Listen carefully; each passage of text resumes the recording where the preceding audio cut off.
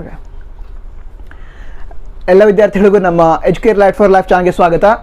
In this video we are going to discuss the concepts like motion, that means meaning of motion, and the types of motion. There are two types, uniform motion and non-uniform motion, and the concepts like mechanics, statics, dynamics and kinematics, and two more concepts, path length and displacement.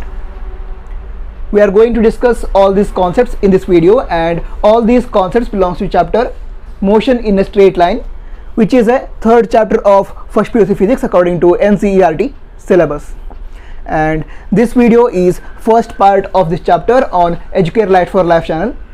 And if you haven't watched the previous videos, that means videos on previous chapters, you can check our channel. Okay, let us start now and begin with meaning of motion. That means, what is motion? If a object changes its position with respect to time, then we can say that the body is in motion. ಅಂದರೆ ಒಂದು object ಇದೆ, ಅದು ಟೈಮಿನ ಜೊತೆಗೆ ತನ್ನ ಪೊಸಿಷನನ್ನು change ಮಾಡ್ತಾ ಇದೆ. ಆ ಒಂದು ಸಂದರ್ಭದಲ್ಲಿ ಆ ಒಂದು ಆಬ್ಜೆಕ್ಟ್ ಏನಿರುತ್ತೆ ಅದು ಮೋಷನಲ್ಲಿ ಇದೆ ಅಂತ ನಾವು ಹೇಳಬಹುದು. ಮೋಷನ್ ಅಂತ ಹೇಳಿಗೆ ಕನ್ನಡದಲ್ಲಿ ಚಲನೆ ಅಂತ ಕರಿತೇವೆ.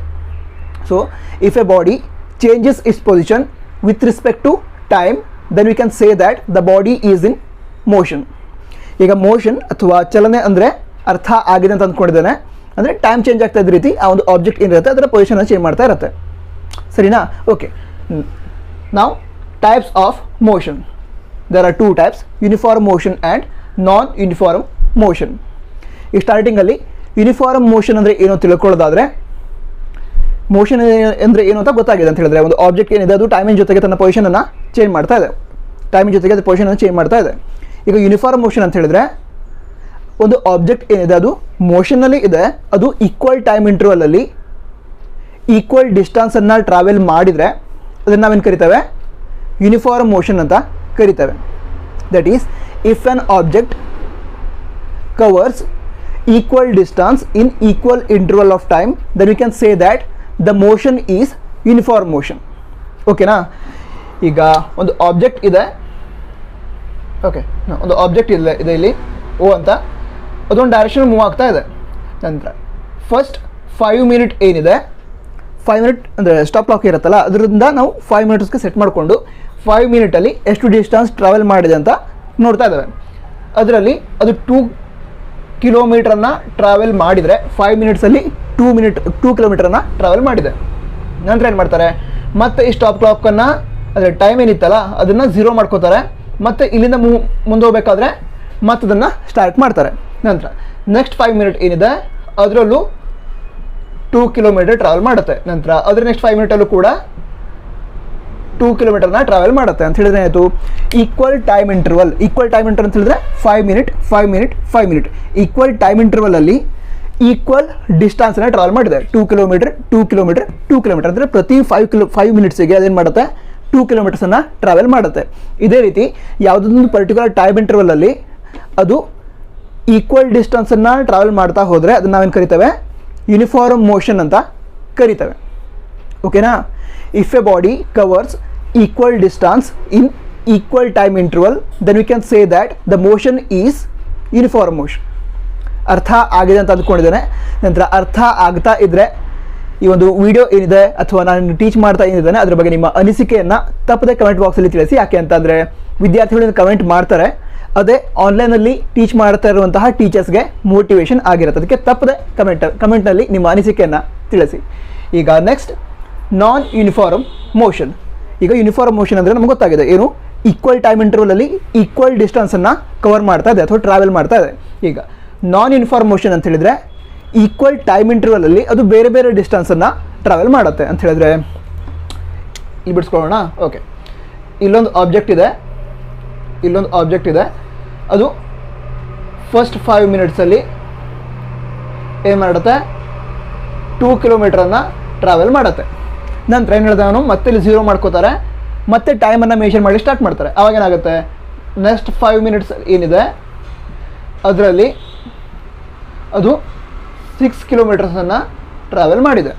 ಓಕೆನಾ? ಅದರ ನೆಕ್ಸ್ಟ್ 5 ಮಿನಿಟ್ಸಲ್ಲಿ ಮಾಡುತ್ತೆ ಅದು 1 ಕಿಲೋಮೀಟರ್ ಟ್ರಾವೆಲ್ ಮಾಡುತ್ತೆ ಅಂತ ಹೇಳಿದ್ರೆ ಈಕ್ವಲ್ ಟೈಮ್ ಇಂಟರ್ವಲ್ಲಿ ಈಕ್ವಲ್ ಡಿಸ್ಟೆನ್ಸ್ ಏನಾದರೂ ಟ್ರಾವೆಲ್ ಮಾಡಲ್ಲ, ಡಿಸ್ಟೆನ್ಸ್ ಹೆಚ್ಚು ಆಗ್ಬೋದು ಅಂತ ಹೇಳಿದ್ರೆ 5 ಮಿನಿಟ್ಸಲ್ಲಿ 2 ಕಿಲೋಮೀಟರ್ಸನ್ನು ಕವರ್ ಮಾಡ್ತೈತಲ್ಲ ಅದು 6 ಆಗಿರ್ಬೋದು, 8 ಆಗ್ಬೋದು, ಅಥವಾ ಅದಕ್ಕಿಂತ ಹೆಚ್ಚಾಗ್ಬೋದು ಅದೇ 5 ಮಿನಿಟ್ಸಲ್ಲಿ, ಅಥವಾ ಡಿಕ್ರೀಸು ಆಗ್ಬೋದು ಅಂತ ಹೇಳಿದ್ರೆ ಈಗ ಫಸ್ಟ್ 5 ಮಿನಿಟ್ಸಲ್ಲಿ 2 ಕಿಲೋಮೀಟರ್ ಕವರ್ ಮಾಡ್ತು, ನೆಕ್ಸ್ಟ್ 5 ಮಿನಿಟ್ಸ್ನಲ್ಲಿ 6 ಕಿಲೋಮೀಟರ್ ಕವರ್ ಮಾಡ್ತು, ಅದರ ನೆಕ್ಸ್ಟ್ 5 ಮಿನಿಟ್ಸಲ್ಲಿ 1 ಕಿಲೋಮೀಟರ್ ಕವರ್ ಮಾಡ್ತು, ಅದರ ನೆಕ್ಸ್ಟ್ 5 ಮಿನಿಟ್ಸಲ್ಲಿ 10 ಕಿಲೋಮೀಟರ್ ಕವರ್ ಮಾಡ್ತು. ಈ ರೀತಿ ಒಂದು ಆರ್ಡರ್ ಇರಲ್ಲ, ಹೆಚ್ಚು ಆಗ್ಬೋದು ಕಡಿಮೆನೂ ಆಗ್ಬಹುದು. ಆ ರೀತಿ ಇದ್ರೆ ನಾವೇನು ಹೇಳ್ಬೋದು ಅಂತ ಹೇಳಿದ್ರೆ ಆ ಒಂದು ಮೋಷನ್ ಏನಿದೆ ಅದು ನಾನ್ ಯೂನಿಫಾರ್ಮ್ ಮೋಷನ್ ಅಂತ ಹೇಳ್ಬೋದು. ಅದನ್ನು ಡಿಫೈನ್ ಮಾಡೋದಾದ್ರೆ ಈಗ if a body covers unequal distance in equal time interval then such motions are called non uniform motions. Clear ಆಯಿತಾ? ಯೂನಿಫಾರ್ಮ್ ಮೋಷನ್ ಮತ್ತು ನಾನ್ ಯೂನಿಫಾರ್ಮ್ ಮೋಷನ್ ಅಂದರೆ ಅರ್ಥ ಆಯಿತಾ? ಈಗ ಈ ವಿಷಯಗಳು ಏನಿದಾವೆ, ಮೋಷನ್ ಆಗಿರ್ಬೋದು ಅಥವಾ ಯೂನಿಫಾರ್ಮ್ ಮೋಷನ್ ಆಗಿರ್ಬೋದು, ನಾನ್ ಯೂನಿಫಾರ್ಮ್ ಮೋಷನ್, ಇದರ ಡೆಫಿನೇಷನ್ ನಿಮಗೆ ಅರ್ಥ ಆಗಿದ್ದಿದ್ರೆ ಆ ಡೆಫಿನೇಷನ್ಸ್ಗಳನ್ನು ತಪ್ಪದೆ ಕಮೆಂಟ್ ಬಾಕ್ಸಲ್ಲಿ ಬರೀರಿ. ಹಾಗೆ ಈ ವಿಡಿಯೋನ ಇದುವರೆಗೆ ಲೈಕ್ ಮಾಡಿದ್ರೆ, ಹೇಳ್ತಾ ಇರೋದು ಇಷ್ಟ ಆಗ್ತಾ ಇದ್ದರೆ ವಿಡಿಯೋನ ಲೈಕ್ ಕೂಡ ಮಾಡಿ. ಈಗ next concept, what is mechanics, what is statics, what is dynamics, what is ಕೈನಮ್ಯಾಟಿಕ್ಸ್. ಓಕೆನಾ? ಈಗ ಮೆಕ್ಯಾನಿಕ್ಸ್ ಅಂದರೆ ಏನು ತಿಳ್ಕೊಳ್ಳೋದಾದರೆ, ನಾವೀಗ ನಮ್ಮ ಏನೀಗ ಎನ್ವೈರ್ಮೆಂಟ್ ಏನಿದೆ ಅಥವಾ ನಮ್ಮ ವಾತಾವರಣ ಏನಿದೆ ಅದರೊಳಗೆ ಬೇರೆ ಬೇರೆ ಆಬ್ಜೆಕ್ಟ್ಸನ್ನು ನೋಡ್ತಾ ಇರ್ತೇವೆ, ಬೇರೆ ಬೇರೆ ರೀತಿಯ ಆಬ್ಜೆಕ್ಟ್ಸನ್ನು ನೋಡ್ತಾ ಇರ್ತೇವೆ. We see a lot of objects are different kinds of objects around us.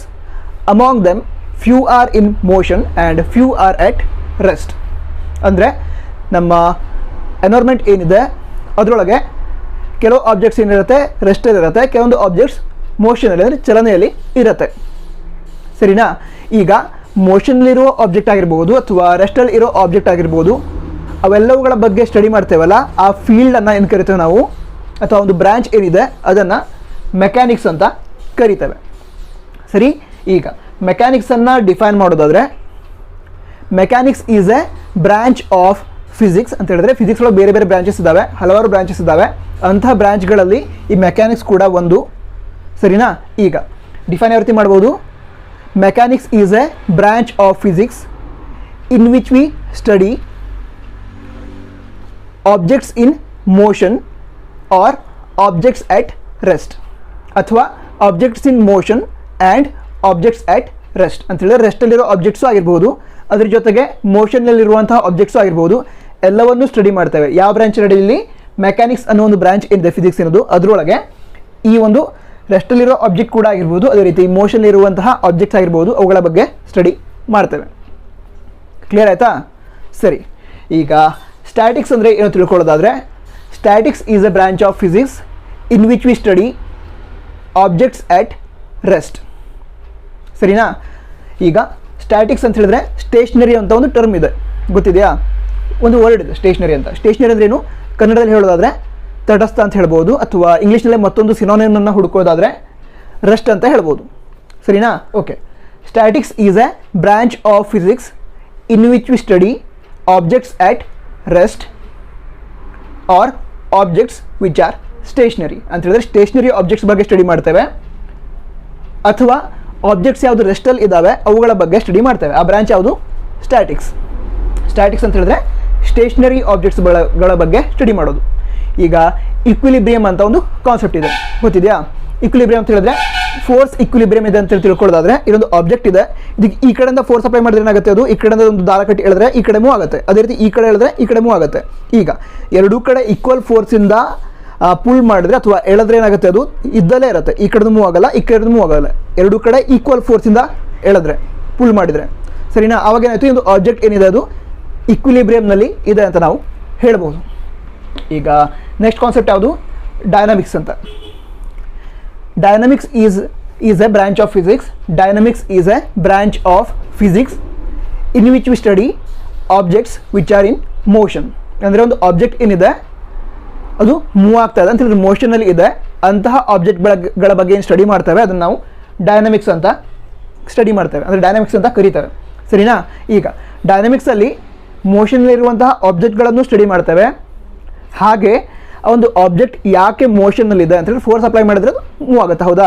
So object motion ಇರೋದನ್ನು ಸ್ಟಡಿ ಮಾಡ್ತೇವೆ, ಅದ್ರ ಜೊತೆಗೇನೆ ಆ ಒಂದು ಆಬ್ಜೆಕ್ಟ್ ಮೂವ್ ಆಗೋದಕ್ಕೆ ಕಾರಣ ಏನು ಅಂದರೆ ಕಾಸ್ ಏನು ಅದನ್ನು ಕೂಡ ಸ್ಟಡಿ ಮಾಡ್ತೇವೆ. ಈಗ ಡೈನಾಮಿಕ್ಸನ್ನು ಡಿಫೈನ್ ಮಾಡೋದಾದರೆ, dynamics is a branch of physics in which we study objects in motion and cause of motion. Clear ಆಯಿತಾ? ಈಗ ನೆಕ್ಸ್ಟ್ ಕೈನಮ್ಯಾಟಿಕ್ಸ್ ಅಂತ ಬರುತ್ತೆ. ಕೈನಮ್ಯಾಟಿಕ್ಸ್ ಅಂತ ಹೇಳಿದ್ರು ಕೂಡ ನಾವೊಂದು ಆಬ್ಜೆಕ್ಟ್ ಮೋಷನ್ಲಿದ್ದರೆ ಅದ್ರ ಬಗ್ಗೆ ಸ್ಟಡಿ ಮಾಡ್ತೇವೆ, ಆದರೆ ಆ ಒಂದು ಆಬ್ಜೆಕ್ಟ್ ಯಾಕೆ ಮೂವ್ ಆಗ್ತಾ ಇದೆ ಅನ್ನೋ ಕಾಸನ್ನು ನಾವು ಕನ್ಸಿಡರ್ ಮಾಡೋದಿಲ್ಲ ಅಥವಾ ಅದ್ರ ಬಗ್ಗೆ ನಾವು ಸ್ಟಡಿ ಮಾಡೋದಿಲ್ಲ. ಈಗ ಕೈನಮ್ಯಾಟಿಕ್ಸ್ ಅಂದರೆ ಡೆಫಿನೇಷನ್ನ ಹೇಳೋದಾದರೆ, ಕೈನಮ್ಯಾಟಿಕ್ಸ್ is a branch of physics in which we study objects in motion. ಇಷ್ಟೇ ಅಂತ ಹೇಳಿದ್ರೆ ಆಬ್ಜೆಕ್ಟ್ ಇನ್ ಮೋಷನಲ್ಲಿದೆ ಅದ್ರ ಬಗ್ಗೆ ಸ್ಟಡಿ ಮಾಡ್ತೇವೆ, but we are not considering the cos of motion. Clear ಆಗ್ತದೆ? ಇಷ್ಟು ಕ್ಲಿಯರ್ ಆಗಿದೆ ಅಂತ ಅಂದ್ಕೊಂಡಿದ್ದೇನೆ. ಕ್ಲಿಯರ್ ಆಗಿದ್ದರೆ ಈಗಾಗಲೇ ಹೇಳಿದ್ನಲ್ಲ, ಕಮೆಂಟ್ ಬಾಕ್ಸಲ್ಲಿ ನಿಮ್ಮ ಅನಿಸಿಕೆಯನ್ನು ತಿಳಿಸೋದನ್ನು ಅಂದರೆ ಮರಿಬೇಡಿ. ಯಾಕೆ ಅಂತಂದರೆ ಆನ್ಲೈನ್ ಕ್ಲಾಸಲ್ಲಿ ಟೀಚ್ ಮಾಡ್ತಾ ಇರ್ತಾರಲ್ಲ ಅವರಿಗೆ ನಿಮ್ಮ ಫೀಡ್ಬ್ಯಾಕ್ಸ್ ಏನಿರುತ್ತೆ ಅಂದರೆ ನೀವು ಕಮೆಂಟನ್ನು ಏನು ತಿಳಿಸ್ತೀರಾ ಅದೇ ಮೋಟಿವೇಶನ್ ಆಗಿರುತ್ತೆ. ಸೊ ಅಂದರೆ ನಮಗೂ ಮೋಟಿವೇಶನ್ ನೀಡಿ. ಈಗ next concept path length and displacement. ಈಗ ಪಾತ್ ಲೆಂತ್ ಆ್ಯಂಡ್ ಡಿಸ್ಪ್ಲೇಸ್ಮೆಂಟನ್ನು ಅರ್ಥ ಮಾಡ್ಕೊಳ್ಳಿಕ್ಕೆ ನಾವು ಒಂದು ಡಯಾಗ್ರಾಮನ್ನು ಬಿಡಿಸ್ಕೊಂಡು ಅದನ್ನು ಈಸಿಯಾಗಿ ಮತ್ತು ಕಡಿಮೆ ಟೈಮ್ನಲ್ಲಿ ಅರ್ಥ ಮಾಡ್ಕೊಳ್ಳೋಣ. ಈಗ ರನ್ನಿಂಗನ್ನು ನೋಡಿರ್ತೀರಲ್ಲ, 100 ಮೀಟರ್ ರನ್ನಿಂಗ್, 200 ಮೀಟರ್ ರನ್ನಿಂಗ್, ಈ ರೀತಿ ನೋಡಿರ್ತೀರ. ಸೊ ಇಲ್ಲೊಂದು ಪಾಯಿಂಟ್ ಇದೆ, ಇಲ್ಲೊಂದು ಲೈನ್ ಇದೆ, ಇನ್ನೊಂದು ಲೈನ್ ಇದೆ. ಈಗ ಅಥ್ಲೀಟ್ ಅಥವಾ ಒಬ್ಬರು ಸ್ಟೂಡೆಂಟ್ ಏನಿದ್ದಾರೆ ಅವರಿಗೆ ಇಲ್ಲಿರೋ ಒಂದು ಪಾಯಿಂಟಿಂದ ಏನೋ ಪಾಯಿಂಟ್ ಇದೆ, ಅಲ್ಲಿಂದ ಈ ಪಾಯಿಂಟನ್ನು ರೀಚ್ ಆಗಲಿಕ್ಕೆ ಹೇಳಿದ್ರೆ, ಇದು ಬಿ ಅನ್ನೋ ಪಾಯಿಂಟ್ ಕನ್ಸಿಡರ್ ಮಾಡಿದರೆ ಎದಿಂದ ಬಿಗೆ ರೀಚ್ ಆಗಬೇಕು, ಎದಿಂದ ಬಿಗೆ ರೀಚ್ ಆಗಬೇಕು. ನಂತರ ಇಲ್ಲಿ ರೀಚ್ ಆದ ನಂತರ ಮತ್ತೆ ವಾಪಸ್ ಎ ಪಾಯಿಂಟಿಗೆ ಬರಬೇಕು. ಈ ಡಿಸ್ಟನ್ಸ್ 100 ಮೀಟರ್ ಇದೆ ಅಂತ ಕನ್ಸಿಡರ್ ಮಾಡಿದರೆ ಎದಿಂದ ಬಿಗೆ 100 ಮೀಟರ್ನ ಟ್ರಾವೆಲ್ ಮಾಡ್ತಾರೆ. ನಂತರ ಇಲ್ಲಿಂದ ಬಿದಿಂದ ಮತ್ತೆ ಎ ಪಾಯಿಂಟಿಗೆ ವಾಪಸ್ ಬರ್ತಾರೆ. ಸರಿನಾ? ಇದು ಆ ಒಂದು ಅಥ್ಲೀಟ್ ಅಥವಾ ಒಂದು ಸ್ಟೂಡೆಂಟ್ ಟ್ರಾವೆಲ್ ಮಾಡಬೇಕಾಗಿರುವಂತಹ ಡಿಸ್ಟನ್ಸ್. ಈಗ ಇಲ್ಲಿಂದ ಸ್ಟಾರ್ಟ್ ಮಾಡಿದ್ರು ರನ್ ಮಾಡಲಿಕ್ಕೆ, ಇಲ್ಲಿ ರೀಚ್ ಆದರೂ 100 ಮೀಟರ್ ಕವರ್ ಆಯಿತು. ಸರಿನಾ? ಈ ಪಾಯಿಂಟಿಗೆ ರೀಚ್ ಆದರೂ 100 ಮೀಟರ್ ಕವರ್ ಆಯಿತು. ನಂತರ ಏನಾಗುತ್ತೆ, ಬಿ ಅನ್ನೋ ಪಾಯಿಂಟಿಂದ ಅವರು ಮತ್ತೆ ವಾಪಸ್ ಹಿಂದಗಡೆ ಬರ್ತಾರೆ, ಈ ಡೈರೆಕ್ಷನಲ್ಲಿ ಬರ್ತಾರೆ. ಸರಿನಾ? ಸ್ಟಾರ್ಟಿಂಗಲ್ಲಿ ಈ ಡೈರೆಕ್ಷನ್ ಹೋಗಿದ್ರು, ನಂತರ ಈ ಡೈರೆಕ್ಷನ್ ಬರ್ತಾರೆ, ಮತ್ತೆ ಎ ಪಾಯಿಂಟಿಗೆ ರೀಚ್ ಆಗ್ತಾರೆ. ಸರಿನಾ? ಮತ್ತೆ ಇಲ್ಲಿಂದ ಎದಿಂದ ಬಿಗೆ ಹೋದರೆ 100 ಮೀಟರ್ ಕವರ್ ಆದಂಗೆ ಆಯಿತು. ಬಿದಿಂದ ಮತ್ತೆ ಎಗೆ ಬಂದರೆ ಮತ್ತೆ 100 ಮೀಟರ್ ಕವರ್ ಮಾಡಿದ ರೀತಿ ಆಯಿತು. ಟೋಟಲ್ ಡಿಸ್ಟೆನ್ಸ್ ಟ್ರಾವೆಲ್ ಮಾಡಿದೇನಾಯಿತು, 100 + 100 200 ಮೀಟರ್ ಅವರು ಟ್ರಾವೆಲ್ ಮಾಡಿದ ರೀತಿ ಆಯಿತು. ಇದನ್ನು ಪಾತ್ ಲೆಂತ್ ಅಂತ ಕರೀತಾರೆ. ಅಂದರೆ ಆ ಒಂದು ಅಥ್ಲೀಟ್ ಏನಿದ್ದಾರೆ ಅವರು ಇನಿಷಿಯಲಿ ಯಾವ ಪೊಸಿಷನ್ಲಿದ್ದರು ಮತ್ತು ಫೈನಲ್ ಆಗಿ ಯಾವ ಪೊಸಿಷನ್ಲಿದ್ದಾರೆ ಅಂತ ಕನ್ಸಿಡರ್ ಮಾಡೋದಿಲ್ಲ. ಟೋಟಲ್ ಆಗಿ ಅವರು ಎಷ್ಟು ಡಿಸ್ಟೆನ್ಸನ್ನು ಟ್ರಾವೆಲ್ ಮಾಡಿರ್ತಾರೆ ಅದನ್ನು ಕನ್ಸಿಡರ್ ಮಾಡ್ತೇವೆ. ಅದನ್ನು ನಾವು ಪಾತ್ ಲೆಂತ್ ಅಂತ ಕರೀತೇವೆ. ಸರಿನಾ? ಇನಿಷಿಯಲಿ ಯಾವ ಪೊಸಿಷನ್ ಇದ್ದಾರೆ ಅದೇ ರೀತಿ ಫೈನಲಿ ಯಾವ ಪೊಸಿಷನ್ ಇದ್ದಾರೆ ಅಂತ ನಾವು ಕನ್ಸಿಡರ್ ಮಾಡ್ತಾ ಇಲ್ಲ. ಟೋಟಲ್ ಇನಿಷಿಯಲಿಂದ ಫೈನಲ್ ಪೊಸಿಷನಲ್ಲಿ ರೀಚ್ ಆಗಬೇಕಾದ್ರೆ ಅವರು ಟೋಟಲ್ ಎಷ್ಟು ಡಿಸ್ಟೆನ್ಸನ್ನು ಕವರ್ ಮಾಡಿರ್ತಾರೋ ಅದನ್ನು ನಾವು ಕನ್ಸಿಡರ್ ಮಾಡ್ತೇವೆ. ಅದನ್ನು ಪಾತ್ ಲೆಂತ್ ಅಂತ ಕರೀತಾರೆ. ಸರಿನಾ? ಇದನ್ನಾಗ ಡಿಫೈನ್ ಮಾಡೋದಾದರೆ, ಪಾತ್ ಲೆಂತನ್ನು ಡಿಫೈನ್ ಮಾಡೋದಾದರೆ, the total distance travelled by the body during it's motion is called path length. ಅಂದರೆ ಆ ಒಂದು ಮೋಷನಲ್ಲಿ ಎಷ್ಟು ಡಿಸ್ಟೆನ್ಸನ್ನು ಕವರ್ ಮಾಡಿರುತ್ತೆ ಆ ಒಂದು ಆಬ್ಜೆಕ್ಟ್, ಅದನ್ನು ಏನು ಕರಿತೇವೆ ನಾವು ಪಾತ್ ಲೆಂತ್ ಅಂತ ಕರಿತೇವೆ. ಇನಿಷಿಯಲ್ ಮತ್ತು ಫೈನಲ್ ಪೊಸಿಷನನ್ನು ಕನ್ಸಿಡರ್ ಮಾಡೋದಿಲ್ಲ ಯಾವುದ್ರೊಳಗೆ, ಪಾತ್ ಲೆಂತ್ನಲ್ಲಿ. ಈಗ ಡಿಸ್ಪ್ಲೇಸ್ಮೆಂಟ್ ಅಂದರೆ ಏನು ತಿಳ್ಕೊಳ್ಳೋದಾದರೆ, the distance between initial and final position of the object is called displacement ಅಂತ ಹೇಳಿದ್ರೆ, ಇಲ್ಲಿ ಏನೋ ಪಾಯಿಂಟಿಂದ ಟ್ರಾವೆಲ್ ಸ್ಟಾರ್ಟ್ ಆಯಿತು, ನಂತರ ಬಿ ಅನ್ನೋ ಪಾಯಿಂಟಿಂದ ರೀಚ್ ಆದರು, ನಂತರ ಮತ್ತೆ ಏನೋ ಪಾಯಿಂಟಿಗೆ ಬಂದು ರೀಚ್ ಆದರು. ಸೊ ಇನಿಷಿಯಲ್ ಪೊಸಿಷನ್ನು ಇದಾಗಿತ್ತಾ, ಇನಿಷಿಯಲ್ ಪೊಸಿಷನ್ನು ಏನೇ ಆಗಿತ್ತು, ನಂತರ ಫೈನಲ್ ಪೊಸಿಷನ್ನು ಏನೇ ಆಯಿತು. ಹಾಗಿದ್ರೆ ಇನಿಷಿಯಲ್ ಮತ್ತು ಫೈನಲ್ ಪೊಸಿಷನಿಗೆ ಏನು ಡಿಸ್ಟೆನ್ಸ್ ಇರುತ್ತೆ? ಈಗ ಒಂದು ಪಾಯಿಂಟಿಂದ ಸ್ಟಾರ್ಟ್ ಮಾಡಿ ಇಲ್ಲೋಗಿ ರೀಚ್ ಆದರು, ನಂತರ ವಾಪಸ್ ಅಲ್ಲೇ ಬಂದರು, ಆವಾಗ ಏನಿರುತ್ತೆ ಡಿಸ್ಟೆನ್ಸ್ ಏನಿರುತ್ತೆ? ಇನಿಷಿಯಲ್ ಮತ್ತು ಫೈನಲ್ ಪೊಸಿಷನ್ ಬಂದರೆ ಏನು ಚೇಂಜಸ್ ಆದಂಗೆ ಕಾಣುತ್ತಾ? ಇಲ್ಲ, ಅದೇ ಪೊಸಿಷನ್ ಇಲ್ಲೇ ಇದ್ದಿರ್ತಾರೆ. ಅಂದರೆ ಇನಿಷಿಯಲಿ ಯಾರೊಬ್ಬರು ಕಣ್ಮುಚ್ಕೊಂಡಿದ್ದಾರೆ, ಓಕೆ, ಅವ್ರು ನೋಡ್ತಾರೆ, ಇಲ್ಲಿ ನಿಂತ್ಕೊಂಡಿದ್ದಾರೆ, ಯಾವುದು ಪರ್ಸನ್ ಇಲ್ಲಿ ನಿಂತ್ಕೊಂಡಿದ್ದಾರೆ, ಅವ್ರು ಕಣ್ಣು ಮುಚ್ಕೊಂಡಿದ್ದಾರೆ. ಅಷ್ಟೊತ್ತಿಗೆ ಇಲ್ಲಿ ಯಾರೋ ಹೋಗಿ ಮತ್ತೆ ವಾಪಸ್ ಅಲ್ಲೇ ಬಂದು ನಿಂತ್ಕೊಂಡ್ರು, ಆವಾಗ ಅವ್ರು ಮತ್ತೆ ಕಾಣ್ತಾ ಇದ್ರು. ಏನು ಚೇಂಜ್ ಆಗ್ತೈತಿ ಕಾಣುತ್ತಾ? ಇಲ್ಲ, ಅಲ್ಲೇ ನಿಂತ್ಕೊಂಡಿದ್ದಾರೆ ಅಂತ ಅವ್ರು ಅಂದ್ಕೊಂಡಿರ್ತಾರೆ, ಮೂವ್ ಆಗಿದ್ದು ಗೊತ್ತೇ ಆಗಿರಲ್ಲ. ಸರಿನಾ? ಈ ರೀತಿ ಆವಾಗ ಏನಾಗುತ್ತೆ, ಇದರಲ್ಲಿ ಇನಿಷಿಯಲ್ ಮತ್ತು ಫೈನಲ್ ಪೊಸಿಷನ್ ಕನ್ಸಿಡರ್ ಮಾಡ್ತಾರೆ, distance between initial and final position. ಆವಾಗ ಅಲ್ಲಿ ಮೋಷನ್ ಆಗಿಲ್ಲ ಅಂತ ಅನಿಸುತ್ತೆ, ಡಿಸ್ಪ್ಲೇಸ್ಮೆಂಟ್ 0 ಅಂತ ನಾವು ಕನ್ಸಿಡರ್ ಮಾಡ್ಬೋದು. ಅಂತ ಹೇಳಿದ್ರೆ ಯಾವುದೊಂದು ಆಬ್ಜೆಕ್ಟ್ ಯಾರೊಬ್ಬ ಪರ್ಸನ್ ಹೇಳಿದ್ನಲ್ಲ ಕಣ್ಮುಚ್ಕೊಂಡು ನಿಂತ್ಕೊಂಡಿರ್ತಾರೆ, ಅವರಿಗೆ ಆ ಒಂದು ಆಬ್ಜೆಕ್ಟ್ ಮೂವ್ ಆಗಿಲ್ಲ ಅಂತ ಅನಿಸುತ್ತೆ. ಯಾಕೆ? ಆ ಒಬ್ಬ ಪರ್ಸನ್ ಮೂವ್ ಆಗಿಲ್ಲ ಅಂತ ಅನಿಸುತ್ತೆ. ಯಾಕೆ? ಇನಿಷಿಯಲ್ ಅದೇ ಪೊಸಿಷನ್ಲಿದ್ದ, ಫೈನಲಿ ಕೂಡ ಅದೇ ಪೊಸಿಷನ್ನಲ್ಲಿ ಇದ್ದ. ಕ್ಲಿಯರ್ ಆಗ್ತಾ ಇದೆ? ಡಿಸ್ಪ್ಲೇಸ್ಮೆಂಟ್ ಅಂತ ಹೇಳಿದ್ರೆ ಏನು? Distance between initial and final position ಅಂತ ಹೇಳಿದ್ರೆ ಯಾವುದೊಂದು ಆಬ್ಜೆಕ್ಟ್ ಒಂದು ಪಾಯಿಂಟಿಂದ ಸ್ಟಾರ್ಟ್ ಮಾಡಿ ಮತ್ತು ಅದೇ ಪಾಯಿಂಟಿಗೆ ಬಂದರೆ ಡಿಸ್ಪ್ಲೇಸ್ಮೆಂಟ್ ಏನಾಗುತ್ತೆ? 0 ಆಗುತ್ತೆ. ಡಿಸ್ಪ್ಲೇಸ್ಮೆಂಟ್ 0 ಆಗುತ್ತೆ. ಪಾತ್ ಲೆಂತನ್ನು ಕನ್ಸಿಡರ್ ಮಾಡೋದಾದರೆ ಇನಿಷಿಯಲಿಂದ ಮೊದಲ ಪಾಯಿಂಟಿಗೆ ರೀಚ್ ಆಗಿ ಮತ್ತೆ ಬರಬೇಕಾದ್ರೆ ಎಷ್ಟು ಡಿಸ್ಟೆನ್ಸನ್ನು ಕವರ್ ಮಾಡಿದ್ರೆ ಅದನ್ನು ಪಾತ್ ಲೆಂತ್ ಅಂತ ನಾವು ಕರಿತೇವೆ. ಈ ಕಾನ್ಸೆಪ್ಟ್ ಕೂಡ ಕ್ಲಿಯರ್ ಆಗಿದೆ ಅಂತ ಅನಿಸುತ್ತೆ. ಮತ್ತೊಂದು ಸ್ವಲ್ಪ ಡೀಟೇಲ್ ಆಗಿ ತಿಳ್ಕೊಳ್ಳೋಣ. ಇಲ್ಲಿಗ 5 ಮಿನಿಟ್ಸನ್ನು ಕನ್ಸಿಡರ್ ಮಾಡೋಣ. 5 ಮಿನಿಟ್ಸಲ್ಲಿ ಏನಾಗುತ್ತೆ ಅಂತ ಹೇಳಿದ್ರೆ, ಇಲ್ಲಿರೋ ಒಬ್ಬ ಪರ್ಸನ್ ಏನಿದ್ದಾರೆ ಅವರು ಈ ಪಾಯಿಂಟನ್ನು ರೀಚ್ ಆಗ್ತಾರೆ. ಇಲ್ಲಿ ರೀಚ್ ಆಗೋದಕ್ಕೆ 4 ಮಿನಿಟ್ ಆಗಿದೆ ಅಂತ ಕನ್ಸಿಡರ್ ಮಾಡೋಣ. ಇಲ್ಲಿಂದ ಇಲ್ಲಿ ರೀಚ್ ಆಗೋದಕ್ಕೆ 4 ಮಿನಿಟ್ ಆಗಿದೆ. ನಂತರ ಮತ್ತೊಂದು ಮಿನಿಟ್ ಇದೆಲ್ಲ, ಆವಾಗ ವಾಪಸ್ ಬರೋಕೆ ಅವರು ವಾಪಸ್ ಬರ್ತಾ ಇಲ್ಲಿ ಯಾವುದೋ ಒಂದು ಪಾಯಿಂಟನ್ನು ರೀಚ್ ಆಗಿದ್ದಾರೆ ಅವರು. ಸರಿನಾ? ಇಲ್ಲಿ ಯಾವುದೋ ಸಿ ಅನ್ನೋ ಪಾಯಿಂಟನ್ನು ರೀಚ್ ಆಗಿದ್ದಾರೆ. ಅದರ ಡಿಸ್ಟೆನ್ಸ್ ಒಂದು 30 ಮೀಟರ್ ಅಂತ ಕನ್ಸಿಡರ್ ಮಾಡೋಣ. ಓಕೆ, ಇಲ್ಲಿಂದ ಈ ಕಡೆ ಬಂದರು 5 ಮಿನಿಟ್ಸಲ್ಲಿ, ಇಲ್ಲಿಂದ ಈ ಕಡೆ ಬಂದರು, ಅಲ್ಲಿ 4 ಮಿನಿಟ್ ಕವರ್ ಆಯಿತು. ನಂತರ ಈ ಡಿಸ್ಟೆನ್ಸ್ ಕವರ್ ಮಾಡಲಿಕ್ಕೆ 1 ಮಿನಿಟ್ ಬೇಕಾದರೆ ಟೋಟಲ್ 5 ಮಿನಿಟ್ಸ್. ಕ್ಲಿಯರ್ ಆಯಿತು? ಹಾಗಾಯಿತು ಅಂತ ಹೇಳಿದ್ರೆ ಈಗ 5 ಮಿನಿಟ್ಸಲ್ಲಿ ಪಾತ್ ಲೆಂತ್ ಏನಾಗುತ್ತೆ ಅಂತ ಹೇಳಿದ್ರೆ, ಪಾತ್ ಲೆಂತ್ ಏನು? ಟೋಟಲ್ ಆ ಒಂದು ಮೋಷನಲ್ಲಿ ಎಷ್ಟು ಡಿಸ್ಟೆನ್ಸನ್ನ ಕವರ್ ಮಾಡಿರ್ತಾರೆ ಅದನ್ನು ನಾವು ಪಾತ್ ಲೆಂತ್ ಅಂತ ಕರಿತೇವೆ. ಸೊ ಇಲ್ಲಿಂದ ಇಲ್ಲಿ ಬಂದು ರೀಚ್ ಆದರೆ ಏನಾಗುತ್ತೆ? ಓಕೆ, ಇಲ್ಲೇ ಬರೋದು ಬಿಡಲ್ಲ. ಪಾತ್ ಲೆಂತ್ ಏನಾಗುತ್ತೆ? ಇಲ್ಲಿಂದ ಇಲ್ಲಿ ಬರಲಿಕ್ಕೆ 100 ಮೀಟ್ರ್. ನಂತರ ಈ ಒಂದು 30 ಮೀಟ್ರ್ ಏನಿದೆ ಅದನ್ನು 1 ಮಿನಿಟಲ್ಲಿ ಕವರ್ ಮಾಡಿದ್ದಾರೆ ಈ ಕಡೆ ಡೈರೆಕ್ಷನಲ್ಲಿ. ಆವಾಗ ಏನಾಗುತ್ತೆ? 30 ಮೀಟ್ರ್. ಟೋಟಲ್ ಪಾತ್ ಲೆಂತ್ ಏನಾಗುತ್ತೆ? 130 ಮೀಟರ್ ಆಗುತ್ತೆ. ಕ್ಲಿಯರ್ ಆಯಿತಾ? ಹಾಂ, ಈಗ ಆ ಒಂದು ಪರ್ಸನ್ ಏನು ಮಾಡ್ತಾನೆ, ಇಲ್ಲಿಂದ ಇಲ್ಲಿ ರೀಚ್ ಆದ 4 ಮಿನಿಟ್ಸಲ್ಲಿ, 1 ಮಿನಿಟಲ್ಲಿ ಏನಾಗುತ್ತೆ? 30 ಮೀಟ್ರ್ ಈ ಕಡೆ ವಾಪಸ್ ಬಂದರು. ಸರಿನಾ? ಟೋಟಲ್ ಡಿಸ್ಟೆನ್ಸ್ ಏನಿದೆ? 100 ಮೀಟರ್. ಇನಿಷಿಯಲ್ ಪೊಸಿಷನ್ ಇದಾಗಿರುತ್ತೆ, ಫೈನಲ್ ಪೊಸಿಷನ್ ಇದಾಗಿರುತ್ತೆ. ಸೊ 30 ಮೀಟ್ರ್ ಈ ಕಡೆ ಬಂದ ಅಂತ ಹೇಳಿದ್ರೆ ಈ ಡಿಸ್ಟೆನ್ಸ್ ಏನಾಗುತ್ತೆ? 100 ಮೈನಸ್ 30. ನಾವೇನು ಹೇಳ್ಬೋದು ಅದನ್ನು? 100. Total distance 100. ಸರಿನಾ? ಈಗ ಫೈನಲ್ ಯಾವ ಪೊಸಿಷನ್ ಇದ್ದಾರೆ? ಈ ಪಾಯಿಂಟಲ್ಲಿ ಇದ್ದಾರೆ. ಹಾಗಿದ್ರೆ -30. ಎದಿಂದ ಈ ಪಾಯಿಂಟನ್ನು ಸಿ ಅಂತ ಕನ್ಸಿಡರ್ ಮಾಡಿದ್ರೆ ಎ ಸಿ ಡಿಸ್ಟೆನ್ಸ್ ಏನಾಗುತ್ತೆ? 70 ಮೀಟರ್ ಆಗುತ್ತೆ. ಇನಿಷಿಯಲ್ ಪೊಸಿಷನ್ ಯಾವುದು? ಎ. ನಂತರ ಫೈನಲ್ ಪೊಸಿಷನ್ ಸಿ. ಅದಕ್ಕಿರೋ ಡಿಸ್ಟೆನ್ಸ್ ಏನು? 70 metre. So displacement is 70 metre ಅಂತ ಆಗುತ್ತೆ. ಈ ಕಾನ್ಸೆಪ್ಟ್ ಅರ್ಥ ಆಗಿದೆ ಅಂತ ಅನಿಸುತ್ತೆ. ಅರ್ಥ ಆಗಿದ್ರೆ ನಿಮ್ಮ ಗೆಳೆಯರಿಗೆ ಈ ವಿಡಿಯೋದ ಲಿಂಕನ್ನು ತಪ್ಪದೇ ಶೇರ್ ಮಾಡಿ. ನಂತರ ವಿಡಿಯೋನ ಇದುವರೆಗೆ ಲೈಕ್ ಮಾಡಿದ್ರೆ ಲೈಕ್ ಕೂಡ ಮಾಡಿ, ಮತ್ತು ನಮ್ಮ ಚಾನಲ್ ಏನಿದೆ ಸಬ್ಸ್ಕ್ರೈಬ್ ಮಾಡಿದ್ರೆ ಸಬ್ಸ್ಕ್ರೈಬ್ ಕೂಡ ಮಾಡಿ. ನಂತರ ಇನ್ಸ್ಟಾಗ್ರಾಮ್ ಮತ್ತು ಫೇಸ್ಬುಕ್ನಲ್ಲಿ ಕೂಡ ನೀವು ನಮ್ಮನ್ನು ಫಾಲೋ ಮಾಡಬಹುದು. ಲಿಂಕನ್ನು ಡಿಸ್ಕ್ರಿಪ್ಷನಲ್ಲಿ ನೀಡಿರ್ತೇನೆ. All the best. ಎಕ್ಸಾಮ್ಗೆ ಚೆನ್ನಾಗಿ ಪ್ರಿಪ್ರೇಷನ್ನ ಮಾಡಿ. ಜೈ ಹಿಂದ್, ವಂದೇ ಮಾತರಂ.